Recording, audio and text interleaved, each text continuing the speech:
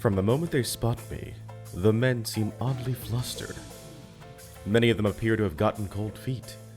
One or two take out cell phones and try to contact someone. おい、例のやつまだいるじゃないか。聞いてないぞ。護衛は外したと言っていただろう。Wonder where they heard a thing like that.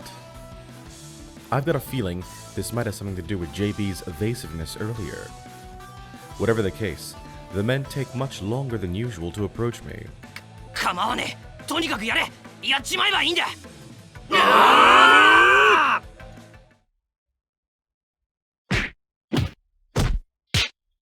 さあ、話が違うじゃねえか。おい、引くぞ。まともにやって叶うわけがねえ。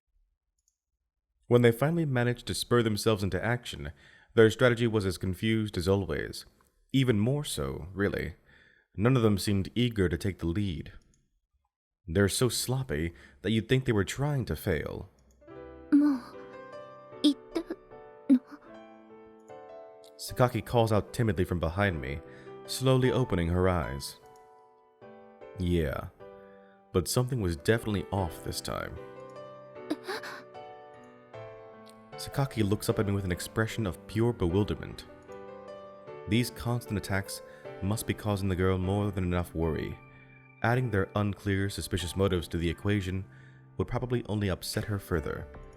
それは私があなたを雇ったことと何か関係はあるのかしら？ Hard to say. It sounded like that might be the case, but there's no way to know if they were trying to mislead us. After brushing off a little dust, I indicate let's go with a slight movement of my head. As we slowly climb up the slope leading away from the riverbank, I think long and hard about our enemies. I just can't figure out their objective. It's obviously connected to Sakaki, but their attacks are far too sloppy for this to be a real kidnapping job. And that phrase they used again today, this isn't what we signed up for. They clearly knew I was taken off the job, which suggests a connection to Ichigaya, my original client in this matter. Just what is this? Still unsatisfied, I clamber my way up to the road. Across from the setting sun, the world's already grown dark and murky. Something in the air suggests an approaching storm. Might have to take countermeasures before the rain starts to fall in earnest.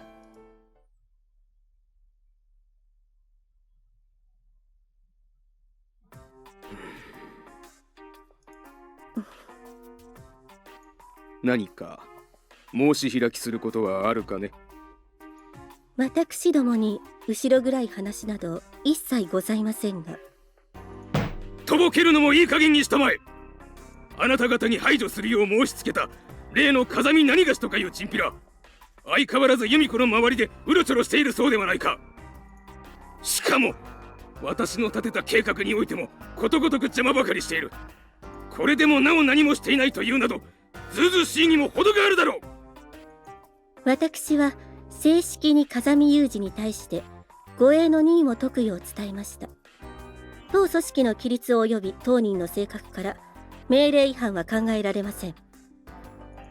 ではこの状況を一体どう説明するというのだ。推測ではありますが、風見雄二が由美子さんの護衛を解く際、本人にその旨を伝達したのではないかと思われます。その上で不安に思った由美子さんから個人的なものとして風見雄二に護衛をする旨の依頼があったのではないだろうかと。仮にそのようなことがあったとしても断るのが当然だろう。それは社長のおっしゃる当然です。私はその当然を先日お伺いした際に尋ねられなかったので、そのようにしなかっただけです。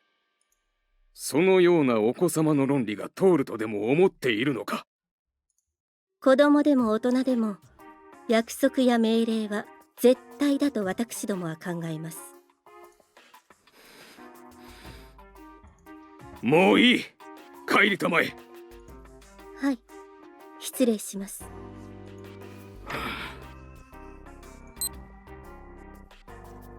娘の件だが、市ヶ谷の連中が妙な動きをするようになった。かがいたしましょうか。腕の立つ人間を揃えてくれ。多少荒っぽいことをしても構わん。わかりました。妨害する者への排除について生死は問わないと捉えてよろしいでしょうか。ああ、仮にそうなったとしても問題はない。存分にやれ。了解いたしました。少々お時間をいただくかとは思います。急いでくれ。準備が整うまでは襲撃も一旦休止しろ。はい、ではそのように。おとなしく従っていればいいものを。弓込め。It's been several days since I came into Sakaki's employ. Strangely enough, they've been largely peaceful. That confused encounter immediately after she hired me was the last time those people tried anything. That doesn't mean they've given up, of course. More likely, they've withdrawn for the moment to prepare a more decisive move. I can afford to be a little less vigilant, but I'm careful not to let my guard down entirely. Come to think of it, why are you always wearing the school uniform? We're on vacation, so normally you'd wear casual clothes every once in a while. I was just wondering if there was some reason why you don't. それはみだりに私服姿で辺りをうろうろするものではないわ。そういうのは素行の良くない子がすることでしょ。 Then I guess everyone else in our school is a juvenile delinquent in the making, eh? 他の子たちは知らないわ。私は前の学園でそう教えられたからそうしているだけ。人にそれを押し付けるようなつもりもないわ。 I see. Sakaki's grown calm enough to humor me with pointless small talk of this sort. She seems much less tense after several days without violent interruption. Probably because there's no need for constant wariness, the movement of her pencil appears to have grown smoother as well. All of a sudden, her hand stops moving. With a brief exhalation of breath, she glances over at me out of the corner of her eye. What's wrong? You notice something? Turning her face away at my words, Sakaki curls her body forward over her sketchbook. ありがとう。 Her voice is almost small enough to be lost in the wind, but I hear it clearly enough. What was that? あなたがこうして護衛してくれるから安心して絵に集中することができるわ。 Sakaki? いや、というよりもあなたがいるからというわけでもないのだけれど。 This is suspicious. また何か。 Well, I mean, a thank you like this, from Sakaki of all people. Don't tell me. Is that why nothing's been happening the last few days? は？ I see. It all fits. Sakaki's already been kidnapped, and the person sitting in front of me is an imposter. A classic trick. But you just gave yourself away. What have you done with Sakaki? If you're not planning to talk, I'm prepared to... 私はここにいるわよ。ボケるのもいい加減にしてちょうだい。 Sakaki, is that you after all? 今の一言で気づくとか本当にバカにしてるのね。 What do you mean by that? I'm only considering every possible scenario, so I can respond to minor abnormalities before... もういいわよ。お仕事お疲れ様ね。 What are you so angry about? She seemed to be in an unusually good mood just a minute ago, but now she's in full sulk mode. For all the severe lectures I've received from JB and others regarding the treatment of women, it seems I still have a great deal of room for improvement when it comes to interactions with females in my own age group. Sighing ruefully, I close my eyes for a moment. Honestly, if only the sky would give me a little advance warning, I wouldn't get struck by lightning at such random moments. A plop of water against my forehead brings me back to reality. I raise my head and look at the sky. Seriously? At some point, it's filled up with angry gray rain clouds. I noticed it was looking a little overcast, but I hadn't expected such a sudden and dramatic turn for the worse. For a moment, I consider attributing the abrupt storm to Sakaki's out-of-character remarks disturbing the balance of the universe, but I have the feeling she wouldn't appreciate the gag. 大変、急いで帰らないと。 Sakaki immediately begins to push her art supplies back into her tote bag. But the rain, indifferent to our concerns, rapidly intensifies. このままだと帰る頃には濡れネズミになりそうね。 With a slightly archaic expression that reveals her for the avid reader she is, Sakaki accurately forecasts an unfortunate future. And guess there's nothing for it. Let's wait this out over there. I point at the bridge that stands comparatively nearby. It was just part of the scenery up until now, but at the moment, it's our best option for a shelter from the rain. 鉄橋? Yeah, come on. I think it'd be best to run. Leading Sakaki along the river, I hurry to the bridge as the rain grows steadily stronger. She follows closely behind, her bag protectively clutched to her chest.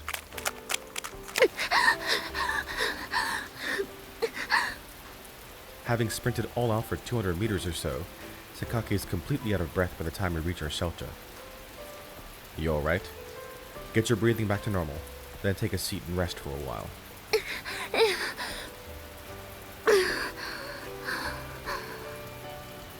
The area under the bridge quickly falls into shadow. Even the faint light trickling through cracks in the storm clouds can't reach us through the heavy iron above.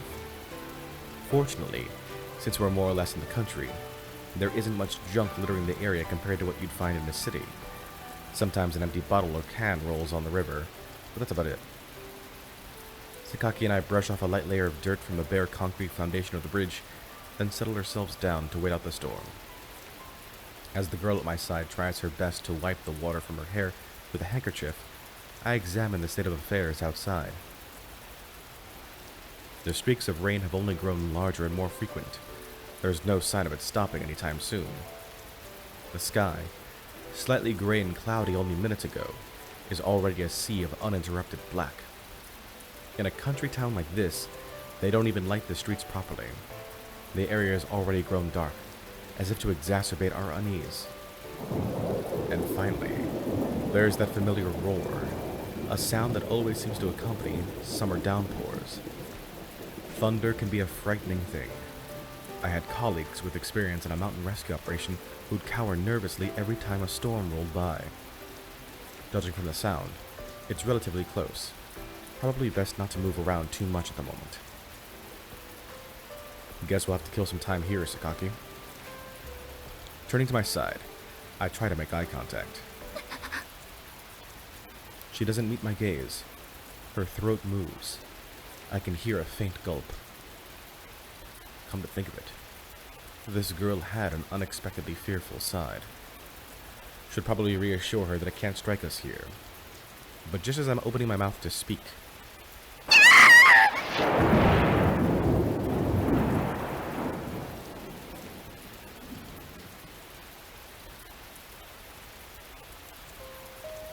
Sakaki Yumiko doesn't let other people touch her, and it's completely unthinkable that she touched them herself. When rain falls on her head, she brushes it off. When wind blows in her face, she forces her way stubbornly through it. That's the person I thought she was. And that's why this doesn't quite feel real to me, especially after those strangely sweet words of thanks from before. It feels like I've stepped into some oddly realistic dream. I see. Seems you really are quite the scaredy cat, Sakaki. I understood quickly enough. It'd be easiest to pretend that was the reason. But the fact of the matter is, it's hard to blame this on our naturally fearful side. Something else seems to have taken hold of the young woman trembling in my arms. Something powerful and difficult to understand. Sakaki. It's still fairly warm out, but her clothes are wet with rain. Only natural that her body temperature would fall. I try to convince myself that's the only reason Sakaki's trembling, but it doesn't quite work.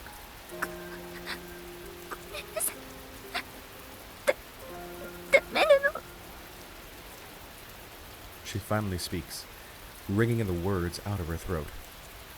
Her voice is frail, and utterly weak in a way I never would have thought possible from the Sakaki I know. With that, the last of my strained explanations crumble. This is something new entirely. A side of her I've never seen before.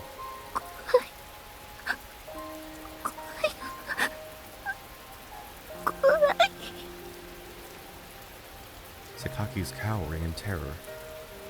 Even menaced by thugs on a daily basis, even when she couldn't completely hide her fear, she went about her business as usual. But that stubborn, prideful, resolute person seems to have melted away. All that's left is a frightened, trembling little girl, clinging to me like a life preserver. A diesel locomotive passes overhead with a loud, sustained roar. The water that had gathered on top of the bridge rains down to either side. The very air around us seems to shake. But Sakaki doesn't react.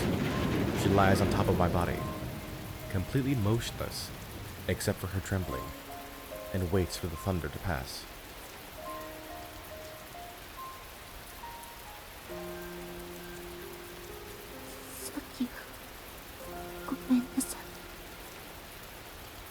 Not a problem. I can't bring myself to ask her anything. There was obviously something behind Sakaki's behavior, but it was such a strong reaction that it feels wrong to ask out of mere curiosity. The rain slaps heavily on the bridge above. The wind whistles loudly by outside, sometimes driving water into us from the side. But now that the thunder has passed, Sakaki seems to be gradually regaining her calm. 雷はどうしてもダメなの。 Cuddling close, Sakaki stares up into my eyes. あなたはどうしてそう強いの？ I might look strong to you, but I've never thought of myself that way. 強いわよ。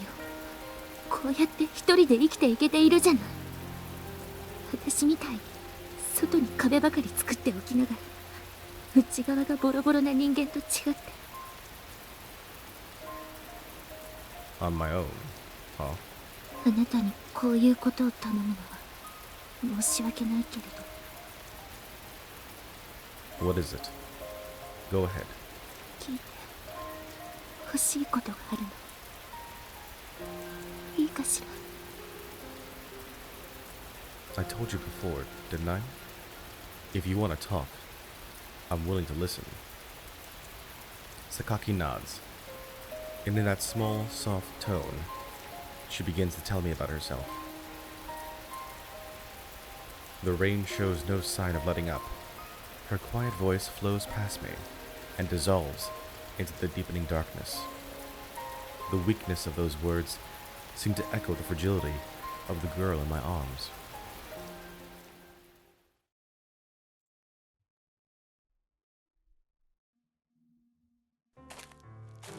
The summer sun scorched the ground beneath our feet.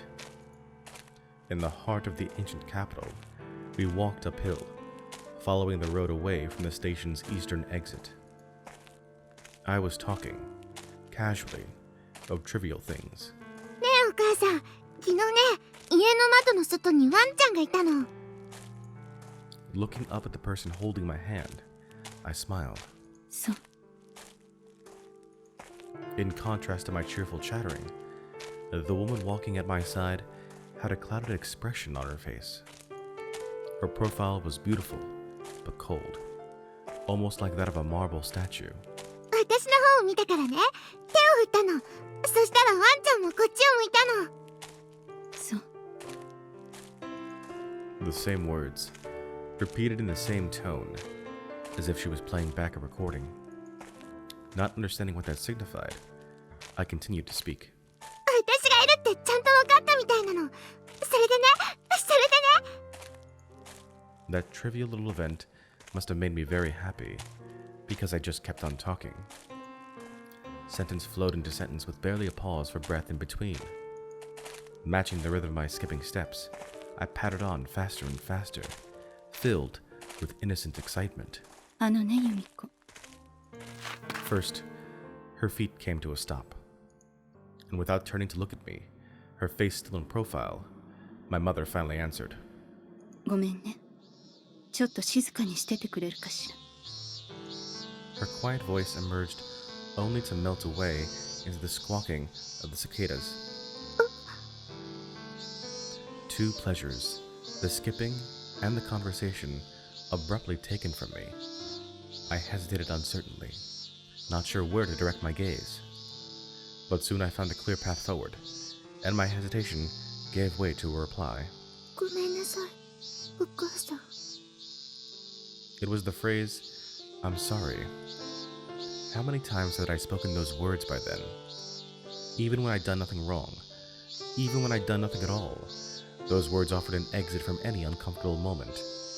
And above all else, they lightened the burden on my mother's heart. Mumbling those words had always been the best that I could do at times like those.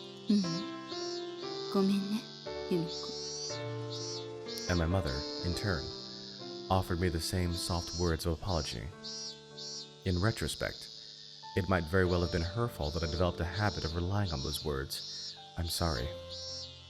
She spoke the phrase so frequently, it was probably only natural that I'd begun to imitate her. 行きましょう。 A cold profile, a rigid face, locked in position, never turning to me.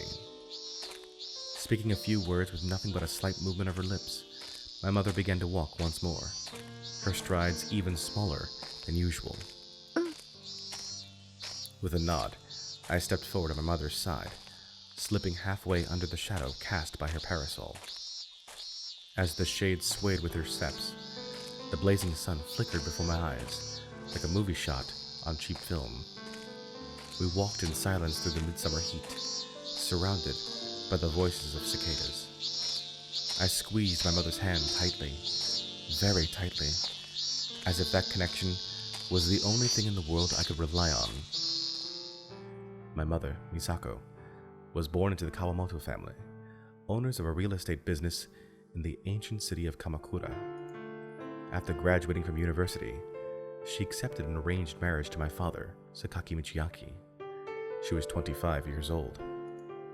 The Kawamoto were small-time landowners, and their business had fallen into financial problems.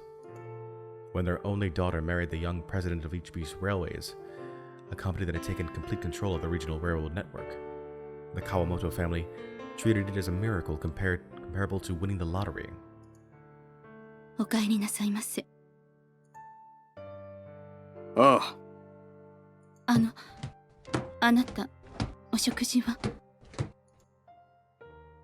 もう済ませた。いつものことを毎度毎度聞くんじゃない。着替えは？はい、用意してあります。すぐに支度する。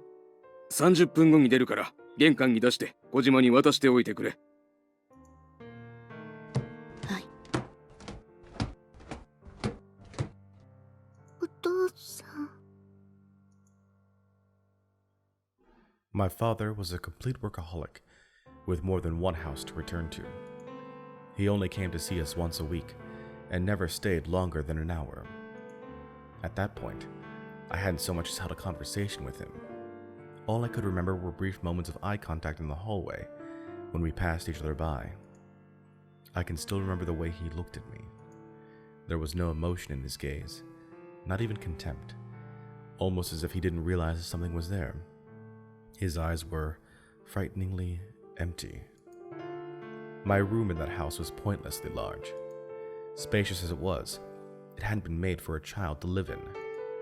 The bed and closet were both adult-sized. For the most part, it looked like nothing more than just another guest room. A child's desk haphazardly perched assortment of stuffed animals and toys. These were the only objects that suggested otherwise, and they felt deeply out of place. どんな挨拶をしたらお父さん返事してくれるのかな？ I stood in front of my mirror, practicing many different facial expressions, earnestly thinking over a problem with no solution. どんな顔をしたらお父さんは帰ってきてくれるのかな？ Alone in a room far too large for me, I thought about the stone-faced father I barely knew. How could I catch his attention? How could I make him realize I was even there? おはようございます。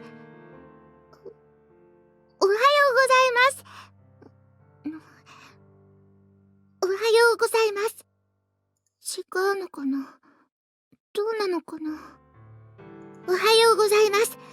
おはようございます。おはようございます。 Within that staid and conservative railroad family, a daughter bore little weight. My mother's marriage had seemed a blessing for the Kawamoto family, but when she gave birth to me, it quickly became an uncomfortable topic. Her job had been to give birth to an heir to inherit the East Beach Empire. Instead, she had produced a daughter, at best a potential tool for political marriage. No one was to blame for that, but it was still a deep disappointment to those around her. My father had treated his new wife very kindly at first, but after I came into the world, and he learned that my mother was too physically frail to endure many pregnancies, he became noticeably brusque and distant. That transformation must have hurt my mother deeply. After it began, she grew gradually weaker in body and spirit, until finally she could no longer manage to take care of my father's personal needs. My mother returned to her parents when I was 6 years old. She had endured as best as she could, desperate not to leave a bad impression on my father's family. But my mother was fundamentally a sheltered and fragile woman. Putting aside her physical condition, her mind had been worn down to the point where she could simply no longer cope. And so, one hot midsummer day, she gathered her luggage, took my hand, and left the Sakaki house. ただいま戻りました。ああ、おかえり。おかえりなさい。 It wasn't a joyous homecoming for anyone involved. After an exchange of indescribably uncomfortable greetings, they began an equally awkward conversation. 美佐子、体の具合は？大丈夫です。何もありません。それならしっかり治して道明さんのためにも早く戻ってあげないとね。はい。 It was obvious at a glance that my mother couldn't possibly go back anytime soon. Still, my pragmatic grandparents wanted their daughter back with the Sakake family before the wound of separation grew too deep. My mother may have wanted to return herself, even knowing that she was no longer capable of enduring that life. There was a slight edge of frustration in her voice as she vaguely affirmed my grandparents' words. お母さん。 They left me out of the conversation so completely that I began to feel invisible. In the end, I couldn't help but call out. When I spoke, my mother's hand twitched around mine, as if only just realizing that she'd been pulling me along at her side. As if she'd been trying to forget an unpleasant reality by averting her eyes from it. 由美子、おじいちゃんとおばあちゃんにご挨拶なさい。 Still not looking in my direction, my mother muttered those words quietly. おじいちゃん、おばあちゃん、こんにちは。 I tried out the greeting I had practiced out for Dad on my grandparents. ああ、こんにちは。こんにちは。 Their responses were stiff and awkward. They didn't so much as smile at me. It had already been decided that my mother would be hospitalized. Originally, the doctors had recommended admitting her to a psychiatric ward. But her return home, under the cloud of a separation, would no doubt become the subject of gossip in the area. Who knew what people would say about a mental illness on top of it all? Instead, Mom returned home under the superficial cover of poor health and entered a general hospital. My grandparents had been busy enough with their struggling business. Now they had new burdens on their hands, and they made no attempt to hide their exhaustion. The complaining began on the very first day. かわいそうに。生まれたのが女の子じゃなかったら、美佐子もこんな。おい、やめないか。だってあなただっておっしゃってたじゃありませんか。せっかくの機会だったのに台無しになってしまったって。それはそうだが。だから女の子だって分かった時にお医者様に強く言ってでもやり直しをすればよかったのですよ。美佐子の体が持たないことはお前も分かっていたじゃないか。でも。During the years I spent living with my mother's family, my grandparents never showed me anything like affection. In retrospect, I was an unwanted burden, a symbol of failure. I suppose they hardly had any reason to welcome me. But even so, it was a form of cruelty. 美佐子も入院するし、由美子を学校に通わせないといけないし、どうしたらいいんだか。榊の家からは生活費も出ているのだから、それでいいじゃないか。よくありませんわよ。会社の方が当座の資金にも苦しい状況なのに、あなたどうしてそんなにのんきなことを言っていられるんですか？おい、そんな言い方はないだろう。The two of them seemed to quarrel virtually every minute of every day, right until I left the house. They were considerate enough not to behave this way around my mother, but their unwanted grandchild was a different story. Raw emotions flew back and forth, as if I wasn't even there. お犬さん、可愛かったな。When I was inside the house, I couldn't help hearing unpleasant conversations.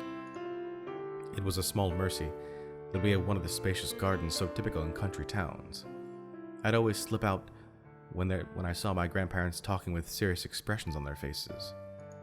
I passed the time scratching on the ground with tree branches.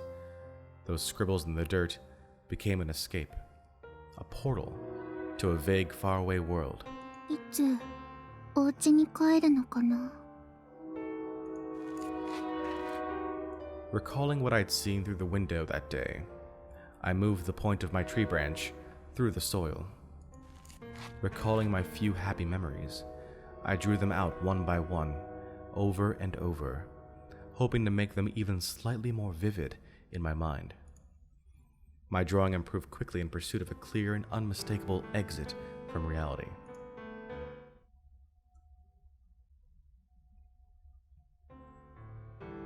I carefully combed my shoulder-length hair and tied it back with a rubber band. I hadn't particularly been trying to grow it out, but once I understood that haircuts cost money, I'd simply allowed things to take their own course. Not to imply that my grandparents were keeping me in rags. They were far too vain for that. I always had the minimum necessary to look respectable. But ever since I'd grown old enough to understand my position, it was difficult to muster the slightest interest in fashion. I opted for plain, dark clothes. The more inconspicuous, the better.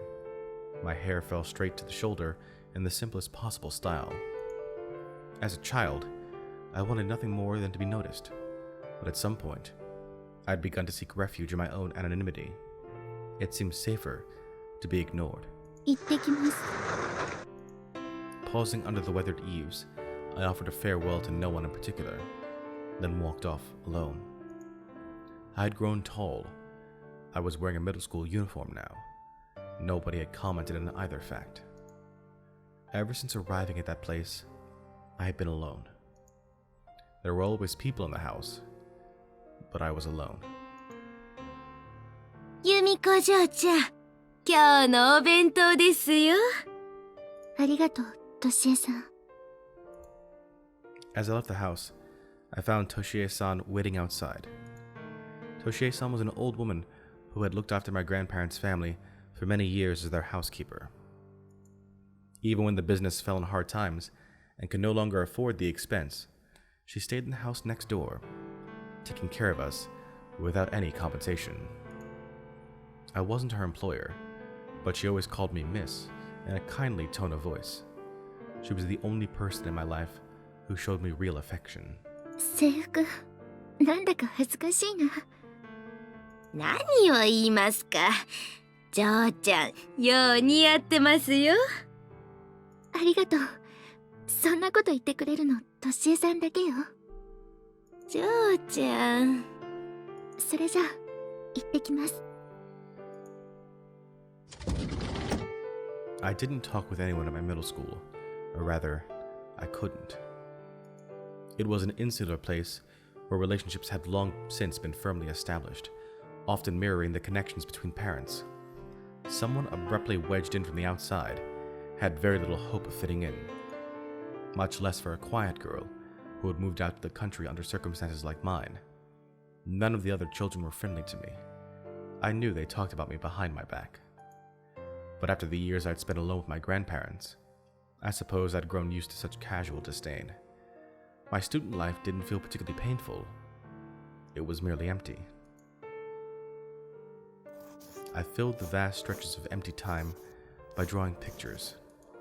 It was a habit I'd picked up as a means of escaping into fantasy, but as I came to accept reality, the images changed gradually into simple landscapes. Not to say that I was viewing things more positively now. I'd simply grown numb.